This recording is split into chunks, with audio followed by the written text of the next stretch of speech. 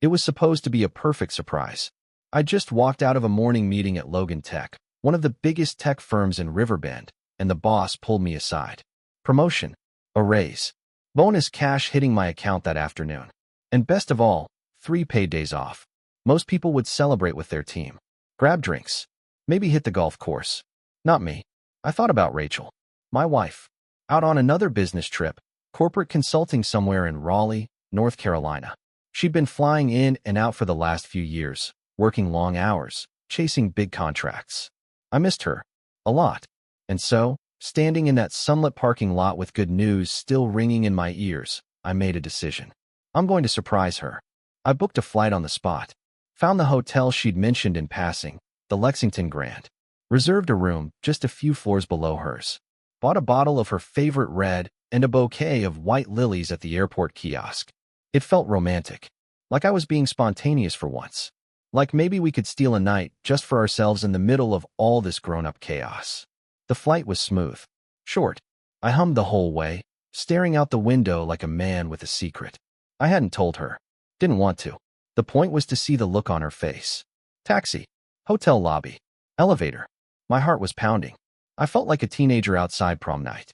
Rachel always said she loved how thoughtful I was. You don't need grand gestures, she used to say. It's the small things. Well, this felt both small and grand. Room 608. I knocked twice, then waited. I heard shuffling. Movement. A voice, too low to make out. Then the door opened a crack. Rachel peeked through with a towel wrapped around her head, like she'd just stepped out of the shower. Her eyes went wide. Jack. She looked stunned. Not thrilled. Not excited. Just shocked. Before I could even smile, before I could lift the flowers or say anything cheesy, another voice called from inside the room. A man's voice. Everything okay, Ratch? I knew that voice. I'd heard it once before, during a holiday dinner at her firm, 2 years back. Tom Brady. No, not the quarterback. The project manager. Divorced, mid-40s, supposedly a good guy. She always spoke of him like a brother. Said he was a mentor. A family man. He wasn't wearing a shirt when he stepped into the doorway. Rachel's face turned the color of wet concrete. Her hand gripped the towel tighter. She tried to explain. I could see it in her eyes, the scramble for something to say. Jack, wait. I didn't. I turned around, walked down the hall, got into the elevator, and left. I didn't say a word. I didn't throw the wine or drop the flowers. I didn't cry. At least, not there. By the time I hit the street, my hands were shaking. Not from rage. From clarity. That awful, cold kind of clarity that settles deep in your bones. She'd lied. Not just about that night. About everything. Her long hours. Her strategy dinners. Her late-night Zoom calls in the hotel lounge. It was all theater. She called before I even got into the taxi. I let it ring. Then it rang again. Then it buzzed. Voicemails. Texts. I didn't open any of them. Back at the airport, I changed my return ticket to the next available flight. Didn't eat. Didn't sleep. Just sat there, my carry-on between my knees, staring at the tiled floor like it held answers. I didn't go home when I landed. I went straight to the company's temporary housing complex on the north side of Riverbend. They'd offered me a unit when the promotion came through. I hadn't even looked at it until that night. Now it felt like a life raft. A place to breathe. A place where she wasn't. And as I lay on the couch, staring at the ceiling of that silent, unfamiliar apartment, one thought kept looping through my head like a glitch in the system. I didn't even get to tell her. Didn't tell her I got the job. Didn't tell her I was proud. Didn't tell her I still believed in us, right up until that door opened. I brought flowers. And she brought betrayal. I didn't sleep that night. I stared at the ceiling in the dim company apartment, listening to every creak like it might say something that made sense. The silence wasn't peaceful. It was heavy, thick. Like the air had weight. Rachel called 13 times. I didn't answer once. By morning, there were messages stacked like a deck of denial. Jack, please just talk to me. I can explain. It's not what you think. He means nothing to me. I was going to tell you. I didn't open any of them. She stayed in Raleigh to finish the conference, as she put it in one of the texts. As if nothing had happened.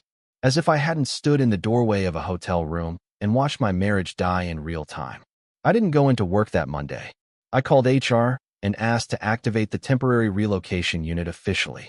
They handed me keys and a confidentiality form. That was it. No questions. Just a nod, like they'd seen this before. The apartment was small but clean. White walls. New furniture. Impersonal, but safe. I stared at the wine bottle I'd brought her, still wrapped in gold foil, untouched, and dropped it in the trash. 2 days passed before I made my next move. I didn't plan it. Didn't rehearse it. I just did it. I found the Facebook profile of Tom Brady's wife. Sarah. Schoolteacher. 2 kids. I remembered Rachel mentioning them once, back when she still talked about her life like I was part of it. I sent her a message. Hi, Sarah. This is Jack Sullivan. I believe we met at a company dinner a while back. I wanted you to know. I walked in on Rachel and Tom together in her hotel room this weekend. I'm sorry to be the one to tell you. That was it. No pictures. No details. Just truth. I sat staring at the screen for a few minutes after I hit send. Then I closed the laptop and went for a walk. It was cloudy that afternoon. Windy. Riverbend had that early fall chill in the air, when trees start looking skeletal and the sun starts quitting early. I walked past our old block, our brownstone, our porch swing. It was empty. No lights on. She hadn't come home. When I returned to the apartment, I packed a single duffel bag, essentials only. I wasn't planning on moving back in. Not yet. Maybe not ever. That night, Rachel finally left a voicemail I listened to. Her voice was shaking. Jack, I know I messed up. I know I hurt you. I don't know how to fix this, but please don't shut me out. I made a mistake. I panicked. I was tired. Tom, he's not who I thought. It was one night. Please. Click. I sat there for a full hour. Not moving. Just feeling everything. It wasn't rage. It was erosion. Like something had worn down inside me slowly over years, and now the whole foundation was gone. And I realized something that made my chest go cold. I had never seen it coming. There were no late-night fights. No screaming matches. No cold shoulders. Just little shifts I hadn't noticed. Fewer I love yous. Shorter phone calls. Less laughter. The kind of decay you only notice once it's over. The next day, she came home. I wasn't there. She texted me. Called again. Left a voicemail. Where are you? The house is empty. I didn't respond. She tried my work number. I had HR intercept it. Later that night, I got another message. I miss you. I made the biggest mistake of my life. But it was too late. Sarah had responded. Thank you for telling me. I had no idea. I don't even know what to say. Tom's life was crumbling now, too. And Rachel? She was standing in the wreckage of everything she thought she could control. She broke something thinking no one would notice. But I did. And now, the quiet wasn't pain. It was power. The hardest part wasn't the silence. It was the pretending. Pretending like the life I had, the home, the routines, the woman I trusted, hadn't just evaporated in one hotel hallway. I went back to work on Thursday. My desk was where I left it. My team congratulated me on the promotion. Smiles, handshakes, pats on the back. I nodded, thanked them, played along. But inside, I felt hollow. Like I was watching someone else wear my life like a costume. That afternoon, I closed the blinds in my new office, locked the door, and sat with my head in my hands. For the first time in days, I let it hit me. Not the betrayal. I'd felt that already. What hit me was the absence. Of trust. Of home. Of the future I thought I was building. Rachel texted again that evening. She'd gone from apology to anger. From sorrow to spite. I guess that's what happens when guilt doesn't get the reaction it wants. This isn't fair. We were happy. You just stopped trying. You're blowing one mistake out of proportion. Mistake. I stared at that word like it had teeth. No, Rachel. Forgetting to pick up milk is a mistake. Sleeping with your coworker and lying about it for God knows how long. That's a choice. She started calling again after midnight. I silenced my phone. The next morning, I called a lawyer. I didn't even flinch when she said the word divorce.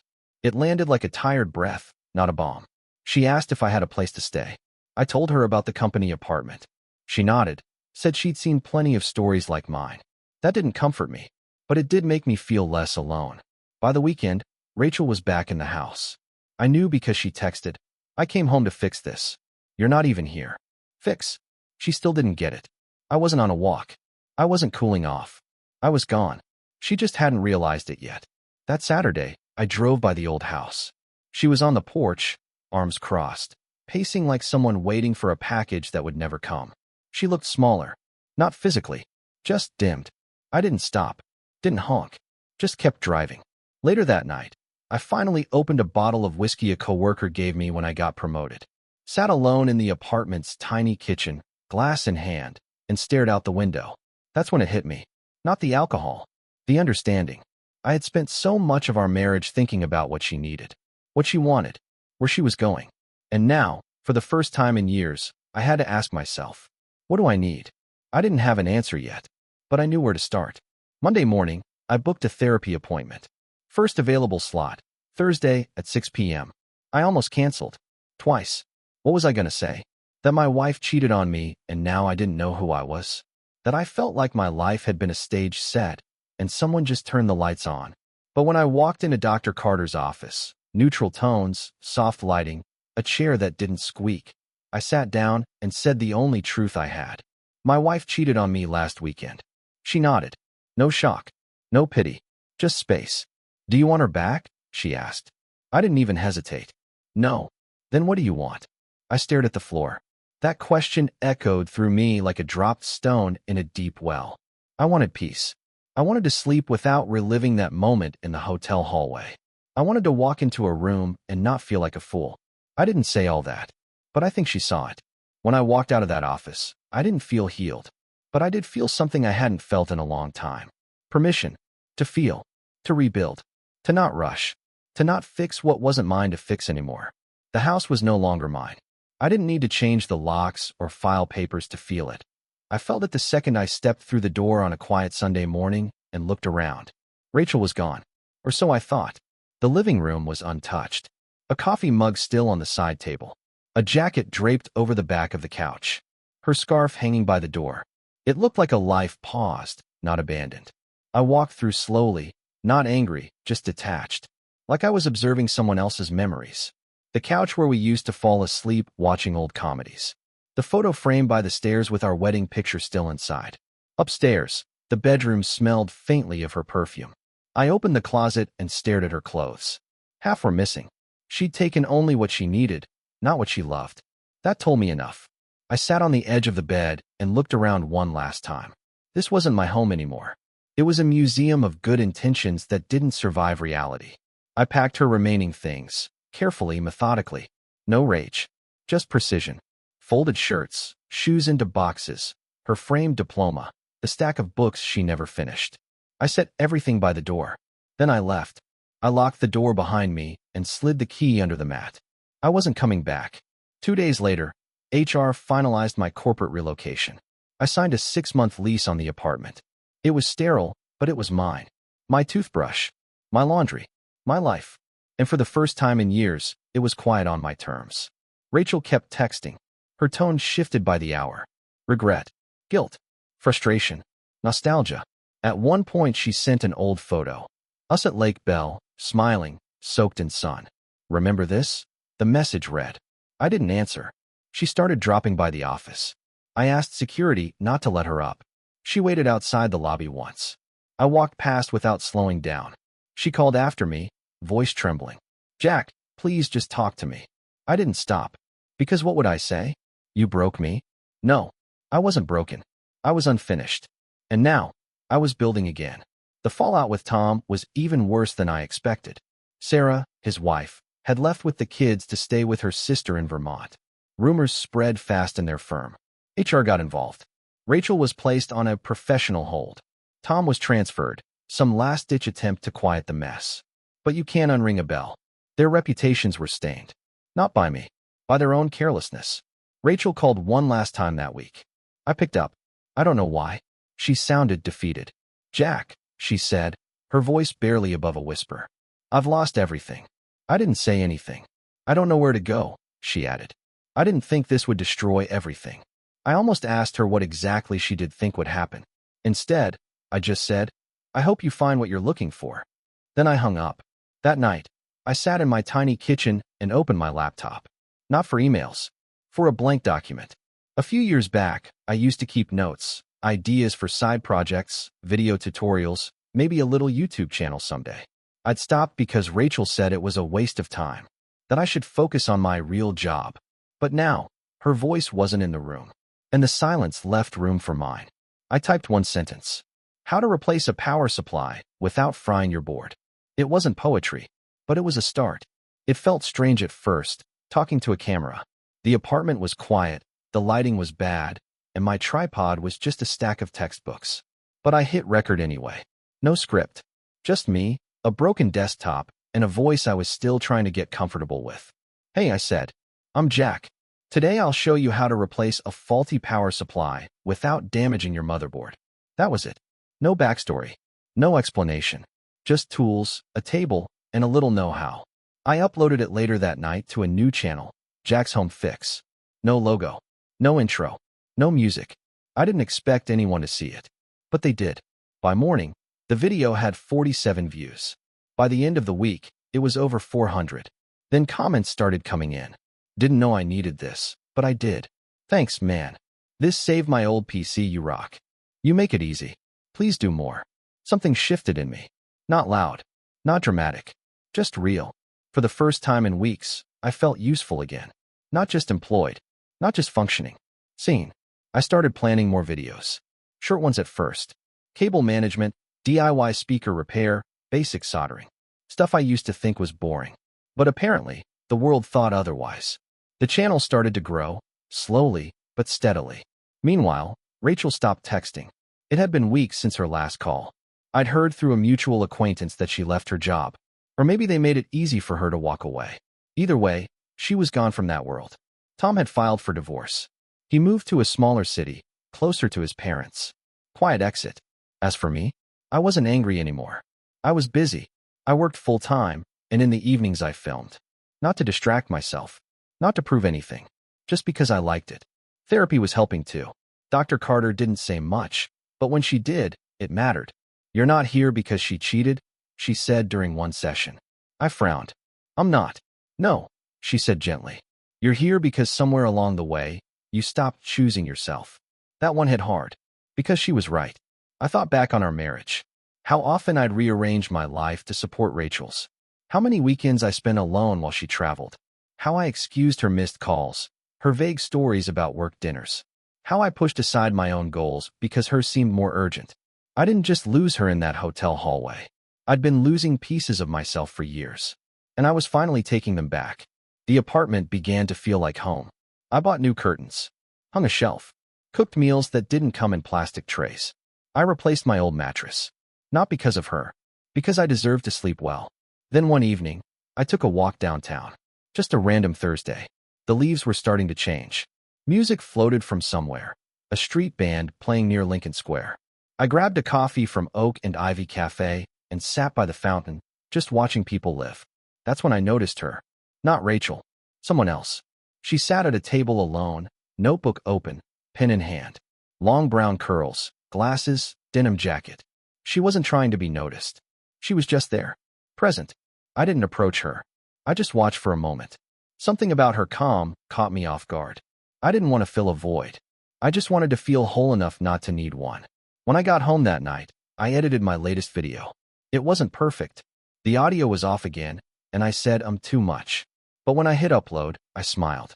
Because I knew this wasn't about fixing things anymore. It was about building. 2 weeks passed before I saw her again, the woman with the notebook. I'd been back to Oak and Ivy Cafe a few times since. Not to chase fate. I just liked the place. Quiet. Warm. Comfortable chairs and no forced small talk. The kind of space where silence didn't feel awkward. But that afternoon, I was in line when I heard a voice behind me. You're the guy from the YouTube videos, right? I turned, half expecting a teenager with a gaming laptop. But it was her. Same glasses. Same relaxed smile. Her hair was tied back this time. A pin still tucked behind her ear. She looked exactly like someone who lived in her own world and liked it there. I blinked. Yeah, I guess I am. My dad watches your channel like it's the Weather Channel. Fixed our toaster because of you. I laughed. Glad I could help. We ended up talking as we waited. Just small things. Work, coffee preferences, how weirdly cold the fall had gotten. When I picked up my drink, she tilted her head. You ever drink it here instead of rushing off? I hesitated, then said, I do now. We found a corner table. Talked for an hour like it was 15 minutes. Her name was Emma Caldwell. Freelance editor. Worked from home. Liked old movies and long walks without destination. She had a dry sense of humor, and when she asked a question, she listened all the way to the end of the answer. She didn't ask about Rachel. Didn't ask why I looked like a man who just recently remembered how to breathe. And that, in itself, made me want to talk. Eventually, I told her, not the messy, bitter version, just the truth. Married 7 years. She had an affair during a business trip. I walked in on it. Emma didn't wince. She just nodded. I'm sorry. I shrugged. It's okay. I mean, it's not. But I'm okay. You seem like someone who doesn't pretend. I used to, I admitted. Now I don't have the energy. She smiled. Good. Pretending is exhausting. After that day, we didn't rush anything. No texting into the night. No labels. No performance. We just existed near each other. Walks. Coffee. Bookstores. Long conversations about things that didn't feel transactional. I never once felt like I had to earn her attention. That was new. Rachel, meanwhile, reappeared. First as an email. Then two. Then a handwritten letter left in my mailbox. It smelled like her old perfume. She said she was sorry. Said she'd started therapy. Said she'd left her job. That she couldn't sleep. That she'd been thinking. I realize now what I had, she wrote. And what I destroyed. I read it once. Then I placed it back in the envelope and tucked it into a drawer I didn't open again. Not out of hate. Out of peace. Emma and I didn't talk about love. We didn't need to. We talked about presence. How good it felt to sit with someone and not feel like you had to be more to deserve being there. And slowly, I realized something. I wasn't healing from Rachel. I was remembering myself. One evening, Emma and I sat by the river, feet dangling from a wooden dock. She looked over and said, "You ever think about what's next?" Sometimes. And I don't know. But for once, that doesn't scare me. She nodded, then leaned her head gently on my shoulder. No music swelled. No fireworks. Just the quiet certainty that I was exactly where I needed to be. And for the first time in years, I didn't feel like something was missing. Because nothing was. By the time my YouTube channel hit 10,000 subscribers, I barely noticed. Not because it didn't matter, it did. But the number wasn't what I was chasing anymore. I wasn't counting views. I was reading comments. People weren't just thanking me for fixing speakers or showing them how to rewire a lamp. They were telling me about their lives. One guy said he started working on his garage radio again because my videos reminded him of his dad. A single mom messaged to say she fixed her kid's keyboard for the first time and cried after. A teenager from Idaho left a comment. "You made me feel smart." I needed that today. Those words hit deeper than analytics ever could. And I realized I wasn't just rebuilding myself. I was helping others rebuild, too. That's when the email came. A small tools brand from Michigan reached out. They wanted to sponsor 3 videos. Pay wasn't huge, but it wasn't nothing. They liked my honest voice. Said I made their brand feel real. It was the first time since the promotion that I felt truly proud. Not for surviving something, but for creating something. And yet, life had its timing. Because just as I was settling into this new rhythm, Emma, videos, work, quiet weekends, Rachel showed up. Literally. I was leaving the gym late Thursday, earbuds in, backpack slung over my shoulder, when I saw her. Standing by the mirrors near the entrance. She looked softer, less polished, like someone trying to look casual but rehearsed it too hard. "Jack," she said, "do you have a minute?" I kept walking. "Jack, please. Just hear me out." She followed me into the lobby. I sighed, turned. "What do you want?" Her eyes searched mine like they used to. But this time, they didn't land anywhere. "I've been trying to talk to you for months," she said. "I've changed. I've been working on myself. Therapy. Reflection. I made mistakes, I know that. But," she stepped closer, "but I miss you." I let out a short laugh. It wasn't bitter. Just tired. "You miss me. Or you miss what I used to give you." Her face stiffened. "That's not fair." "No, Rachel. What wasn't fair was you building 2 lives and thinking I'd never notice." She looked away, biting her lip. Then, almost defensively, he left. Tom. He wasn't who I thought he was. I nodded slowly. "And now you're alone." She didn't deny it. "Look," she said, her voice softer. "I see you now. I see how strong you are. What you've built. I've been watching your videos. You've changed." "Yeah," I said. "I have." She stepped back, just slightly. Like the new version of me made her nervous. I just thought, maybe there's a version of us still out there. "There was," I said. "But you ended it in a hotel room 6 months ago." She blinked. That was the first time I'd said it out loud to her. Plain. Cold. Real. She opened her mouth, then closed it again. Finally, she whispered, "So that's it." I looked at her, not cruelly, not kindly, just honestly. That's it. She turned and walked away, heels clicking on the tile. And I didn't feel pain. I didn't feel triumph. I felt done. That night, Emma and I cooked dinner together. Simple pasta, cheap wine, old jazz on the speakers. She didn't know Rachel had shown up. I didn't need to tell her.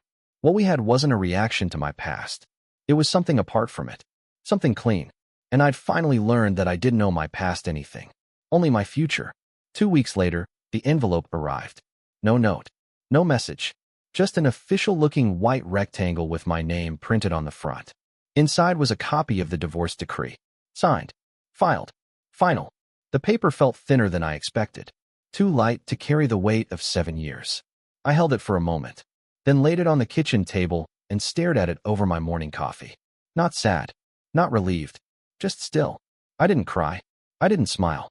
I just felt the shape of closure. Emma came over that night with takeout and a movie recommendation. She saw the envelope, gave it one glance, then turned to me with calm eyes. "You okay?" she asked. I nodded. It's strange. Yeah, endings usually are. We didn't toast or mourn. We ate sesame noodles and laughed at a bad action movie. Somewhere in the middle, she reached for my hand across the couch and just held it. And that, somehow, meant more than all the vows I'd once spoken under fairy lights and rose petals. A week later, Jack's Home Fix hit 15,000 subscribers. A local college invited me for a workshop. A second sponsor signed on. But the real moment came when I checked the channel inbox. There was a message from a man named Carl in Montana, mid-50s, recently widowed. Said my video on rewiring kitchen outlets gave him something to do when he couldn't sleep at night. "Thank you," he wrote. "You're the only voice I hear some days." That one stopped me cold, because I remembered being that guy. Not widowed, but silent, lost, wondering if I still mattered to anyone. I emailed him back personally. We talked for a bit. I sent him links. Told him to message me anytime. When I closed the laptop that night, I sat for a long while just breathing. I never set out to inspire anyone. I just needed something real to hold on to. But now I had something better. Purpose. Not performative. Not dramatic. Just quiet, honest purpose. That weekend, I returned to Oak and Ivy, same coffee shop where I'd met Emma, notebook in hand. I ordered my usual and sat by the window. Outside, families walked by in scarves and boots. There was a peace in the air, the kind that didn't shout, just lingered. I pulled out a new journal, dark blue, clean pages. On the first one, I wrote, "I'm not fixing myself anymore. I'm growing." A few minutes later, Emma walked in, spotted me, and smiled. She didn't rush, didn't interrupt, just came over, sat beside me, and opened her own notebook. We didn't speak for a while. We didn't need to. We were two people who'd walked through fire, not needing to talk about the burn, just grateful for the skin that grew back. That night, we walked back to my apartment. The street was quiet, the air cool. She paused by my door and looked at me. "I like this version of you," she said. "Not because you're perfect, but because you're real." I smiled. Took me a while to find him. She brushed a strand of hair from her face. "Well, I'm glad he's here." So was I. And for the first time in my adult life, I wasn't haunted by who I used to be. I was proud of who I was becoming. It didn't end with fireworks. Just another Thursday morning in Riverbend. I brewed coffee, fed the neighbor's cat, who had adopted my windowsill, sat down at my desk to answer emails and prep the next video. This one about restoring an old Bluetooth speaker. Routine. Steady. Good. And then I saw it. A message in my inbox. Subject line, "I'm sorry to write you again." It was Rachel. I stared at it for a moment, my thumb hovering over delete. But something made me open it. It wasn't long. She said she was doing better, or at least trying to. She said she missed parts of our life. Not because it was perfect, but because it was kind. She said she watched my videos sometimes, and they made her cry. "I know I don't have the right to ask anything," she wrote. "But I wanted you to know. I'm proud of you." That was it. No begging. No bait. Just a soft echo of what once was. I closed the laptop and stood by the window. It was sunny, crisp air. The street below moved on as if the world hadn't just shifted for one final time. And for the first time since that hotel room in Raleigh, I felt no bitterness, no sadness, no nostalgia, just distance. Real, solid, healthy distance. Not between me and her. Between who I was and who I am now. Later that afternoon, Emma and I took a drive outside the city. No destination, just a long road, windows down, her playlist filling the car. We stopped at a small-town diner, ate grilled cheese sandwiches, played with the owner's golden retriever, laughed over nothing. No ghosts followed us. No shadows waited at the door. Just life. Unfiltered. Simple. True. That evening, back home, I found the divorce envelope, the one I'd left in a drawer unopened. I pulled it out, sat with it a moment, then walked to the kitchen, tore it in half, and dropped it in the trash. Not out of anger. Out of freedom. Because I didn't need it anymore. Not as proof. Not as permission. I had already moved on, not with someone new, but with someone better, myself. I checked the channel before bed. A new comment had just come in. Thanks, Jack. Your videos got me through a rough breakup. You don't just fix tech, you fix perspective. I smiled, turned off the screen, and climbed into bed beside someone who knew the whole story and never once asked me to shrink it.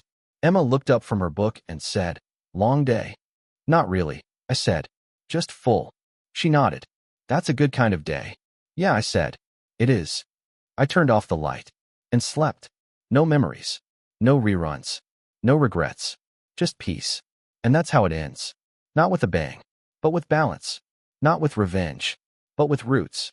Not with getting back what I lost, but with finding what I was always meant to grow.